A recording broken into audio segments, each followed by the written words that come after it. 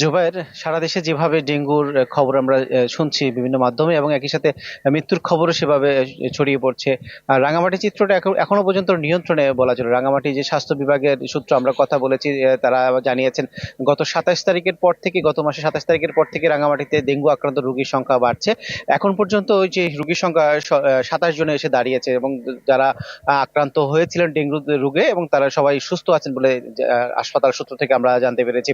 এবং এই একটি তথ্য জানিয়েছে আমাদেরকে যে গত বছর যে ডেঙ্গু আক্রান্ত প্রবণতা বেড়েছিল, সেখানে প্রায় 500 জনের মতো রোগী আক্রান্ত হয়েছিল এবং সবাই সুস্থ হয়ে বাড়ি ফিরে গিয়েছিলেন এবং একই সাথে কোনো মৃত্যু ঘটনা গত বছর ঘটেনি।